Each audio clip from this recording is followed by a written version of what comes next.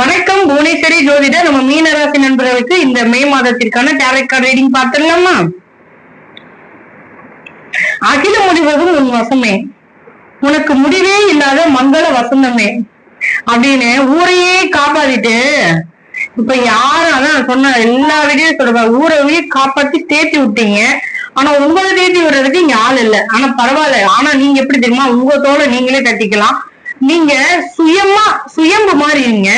நீங்க யாருமே எல்லாமே தனிச்சு உங்களால வாழ முடியும்.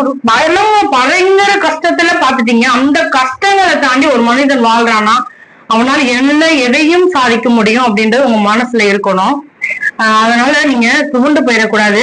மனசு நிம்மதியான சூழ்நிலை எதுல கிடைக்குதோ பார்த்து ஒரு சின்ன விஷயத்துல கூட உங்களுக்கு ஒரு சந்தோஷம் கிடைக்குதுன்னு அதை தொடர்ந்து பண்ண பாருங்க. ஏன்னா ஆல்ரெடி நிறைய வருத்தத்துல இருக்கீங்க. உங்களுக்கான கார்டு உலகம் கார்டு வந்திருக்கு. ஒரு நீண்ட கால முயற்சிக்கு முழுமையான ஒரு வெற்றி கிடைக்கும் மாதமா இருக்க போகுதுங்க. ஒரு வட்டம் பூர்த்தி ஆவது போல உங்கள் கனவுகள் நினைவாக போகுது.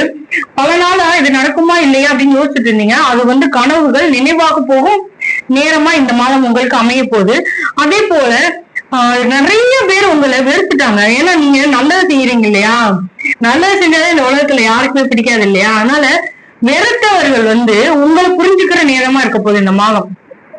ஏன் இப்படி பண்ணோம், தப்பு, நல்லவன் தானே, அந்த பொண்ணு நல்ல பொண்ணு தானே அப்படின்னு இந்த மீன ராசியை புரிஞ்சுக்கிற நேரமா இந்த மாதம் அமைய போகுது. கவலையே படாதீங்க. நீங்க உங்களையே மோட்டிவேட், பல பேரை மோட்டிவேட் பண்ணி தூக்கி விட்டுருக்கீங்க மேல. உங்களை நீங்க மோட்டிவேட் பண்ணுங்க. உங்களை நீங்க கவனிங்க. உங்களுக்கானவங்க யாரோ அவங்கள பாருங்க. அதுல சந்தோஷத்தை இருங்க. போனவங்களையே தேடிட்டு இருக்கிறதுனால நம்மளோட வாழ்க்கை திரும்ப வராது.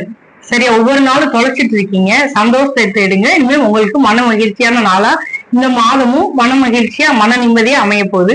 நன்றி.